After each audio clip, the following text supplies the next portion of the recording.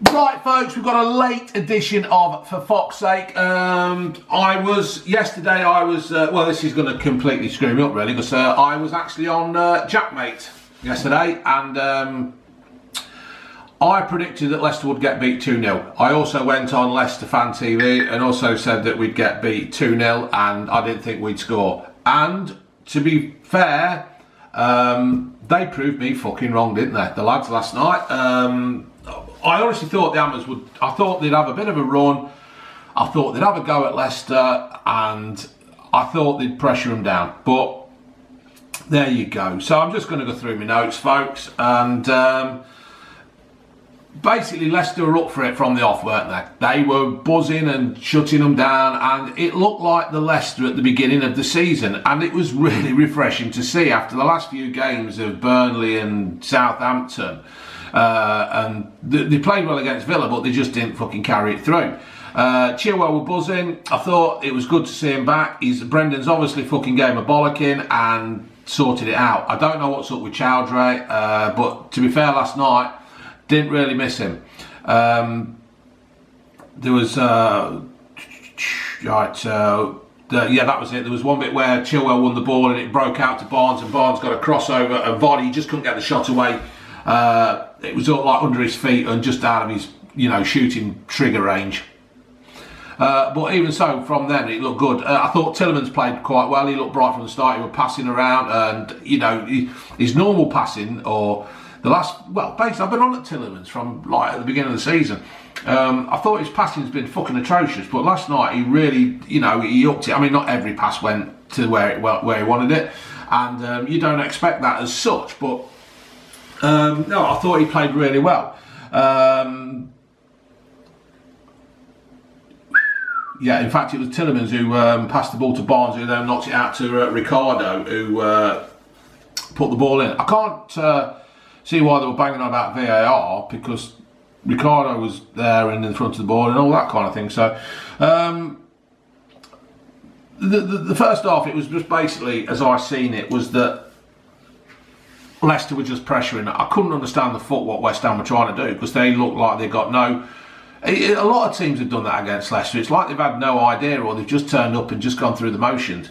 The 30-minute mark, I'm just going to say, I think was it Snodgrass who went down injured, and Leicester carried on playing. Like there's all this thing about kicking the ball out. I'm not a fan of this kicking the ball out, to be fair, when somebody's down and injured. I just cannot see the fucking point of it. Right, if he's down and he's not moving, or she's not moving, because let's face it, ladies play the game as well. If they're not moving, then fair enough. But that shouldn't be a kick the ball out situation. That should be the referee blowing up. Snodgrass, or I think it was Snodgrass, I'm sure it was, I can't fucking remember. I'll tell you what, my mind's going. But anyway, as it was, Leicester played on, and they got a bit of a crossing, and that's the way it is. Play to the fucking whistle. Mendy got injured, didn't he? I felt a bit sorry for him, but because he had a bit of a chance there with Ndidi being out, and not cement his place in the team, because I think Ndidi's a better player.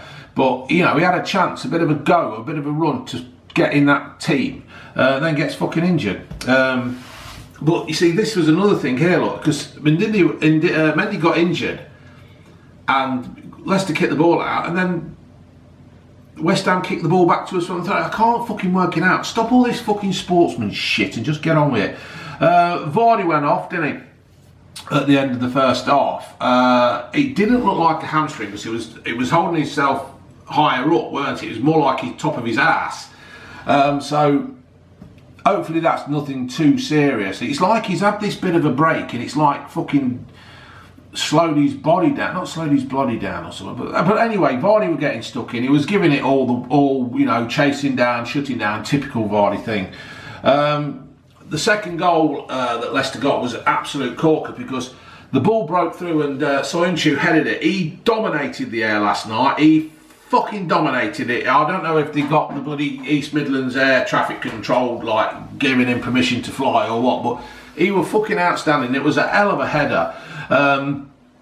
That worked its way to Barnes, and then Barnes just like went straight down the left hand side and put a cross in, and it were a fucking old Ricardo twatted it really twatted it, and that was it.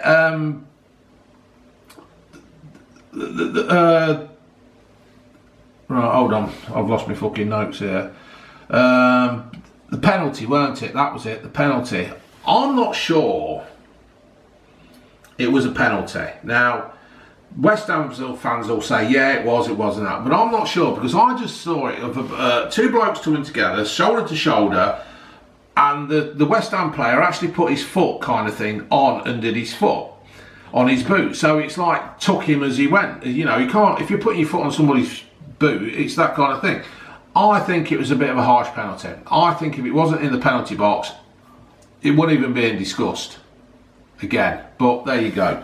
And the one thing about the penalty is that Schmeichel's coming out and he's giving it all this in the referee's face. Now, you've got to lead by example and all that, and there is no need for, because it looked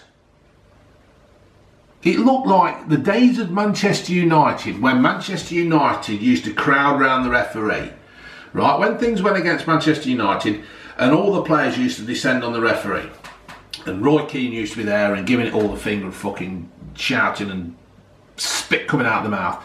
There's no fucking need for it, because for one, if it wasn't a penalty, VAR would overrule it. So just shut the fuck up, Schmeichel, because what happened were you got booked.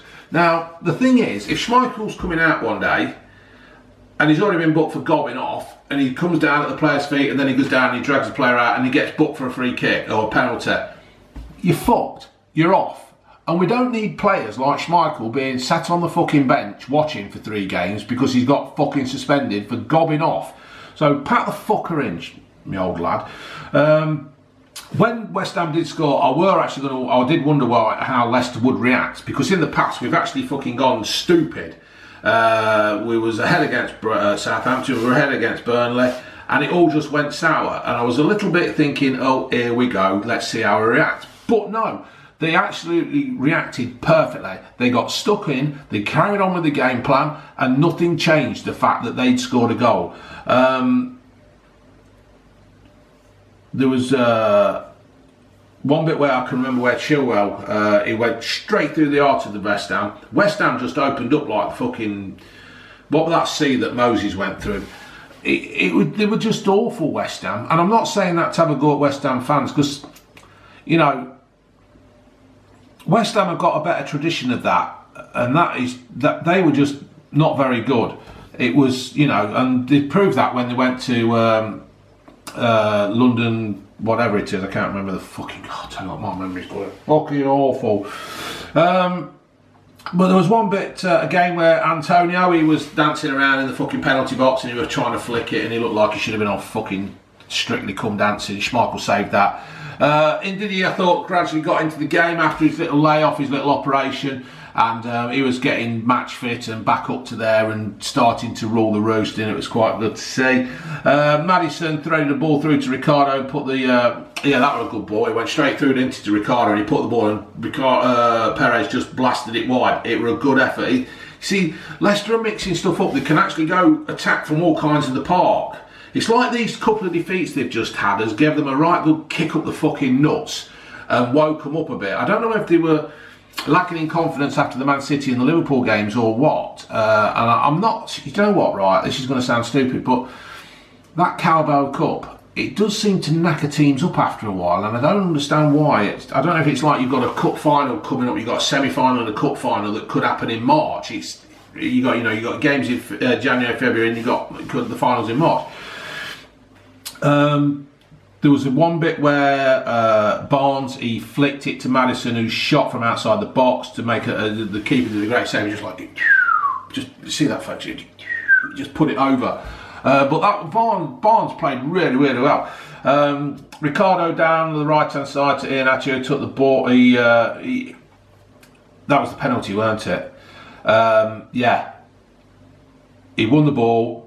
Iheanacho just ran at him, didn't it? He just took him on. It was like he got his head down, he knew where he was going, and he fucking went, and you could see him just basically set off. It was great to see. He did nudge him, but I also think he got his feet caught up as well, and that was the thing, which was different from the Leicester penalty. I suppose, you know, because the one came in and then he just fucking bowled him over. But it was a great penalty from Perez. He just put his foot through it, and that's what I do like to see on a penalty. I'd rather see a player put his foot through the fucking ball and then the keeper save it or hit it over than just try and place it and fanny around with it. The fourth goal was well worked. Yeah, it was now. It was well worked. It was passed around. You could see them just inside West Ham's off. They were passing it around, getting them out. And as West Ham players came in, there's the gap. The gap exposed, and they could just do what they wanted then. So, just to cap it off, folks, basically they proved me wrong. They pissed all over what I was thinking. And I'm glad, don't get me wrong, I'm glad. Perhaps they've seen this. Perhaps they've seen my last For Fox's Sake and took note. Perhaps Brendan played it. I fucking doubt it, because I wouldn't listen to it. But they did do well. It looks like Rodgers kicked him up the fucking backside. They've all woke up. They've seemed to have got some kind of... I don't think the winning mentality was gone. It's like they were almost nervous of what were catching up. It's like Man City weren't letting up. And then when Man City did fuck up, it was like the pressure was on Leicester, who got to win to keep going. But no, it's all right. It's all good. I think the injury happening to Vardy also shows that, I mean, you get it from a lot of teams saying that we're just a one-man team. With Vardy getting injured, it proves that we're not really a one-man team. And in fact, in some ways, when Vardy goes off, the opposition don't really know who they should be marking, who they should be picking up. Because the Leicester do play then change a different style of playing. So it's, you know, so I've got, like I said, I've got Tielemans with more of his old self last season. I thought Chilwell played quite well last night as well. After his, I mean, let's face it, let's not fuck about, folks. Chilwell's been fucking useless just lately, and I don't know what's gone off, but Rodgers has obviously sorted him out, and he's probably said, the state you're going, you ain't fucking, the way you're playing, you ain't worth fucking 80 quid, no, ain't fucking 80 million. Barnes was outstanding. He was just absolutely brilliant. He was shutting players down. He's come on in the last couple of games and all. I'm not saying in the last couple of games, but he's come on. I wonder if he's learning from where he's been making errors. I wonder if Rodgers has taken him to one side and says, look, this is what you should be doing. But Barnes was chasing around everything last night. He was shutting down. If he lost the ball, he was going back again after it. And the same with Tielemans as well. He was doing that. But the whole team defended ever so well, you know, right from the back four with Soyuncu and Evans. I thought Evans was another class player last night. I still can't believe what he was doing that cross when Burnley scored. But there you go, it fucking happens, don't it? I suppose, perhaps, I think what happens is football fans get too caught up in, I think they just get not let down, because Leicester haven't really let anybody down, but I think what the situation was with Leicester is that they played so well all season, and then when it comes to upping it, they've died, they've dropped off, and it's just so fucking frustrating. But apart from that, they all battled well, and I don't know whether it was basically because Leicester played really well or just West Ham was shit. And please don't take this offensive, West Ham fans, but they were really fucking awful. They got you try. I mean, I'm not a football expert, right? And I just do this to look at it from a different, from a football fans' point of view. There's quite a few of these channels out there now. If you look, and they're all there. They're all quite good, and you know, because sometimes you get these TV pundits and they do get carried away. I do like Gary Neville and I do like Roy Keane, but West Ham were fucking awful, and I can't honestly say. I'll have to see if I can find a West Ham. I bet there's one out there who does West Ham. But David Sullivan, he sat there with his missus, and he looked like some kind of fucking mad Russian, didn't he? He sat there with that stupid big fucking hat on and all that kind of thing. I don't know who the fuck he thinks he is. He used to own the Daily Star, and that's the fucking Daily Star that is, you know.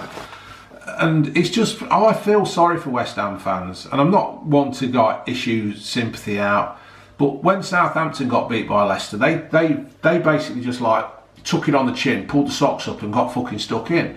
Where West Ham, they haven't done it. West Ham scored last night from a penalty that in theory could, and in, you know, interpretation in some eyes was a penalty, in some it weren't. But they've got no fucking plan. I honestly don't understand why they brought David Moyes back. He must be cheap.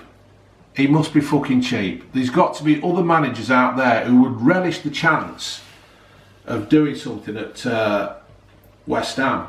I mean, they've got a massive history, West Ham. They're a good proper old club, with a good traditional family heart base. A good heartbeat, a family heartbeat. But I just don't understand where they're fucking going.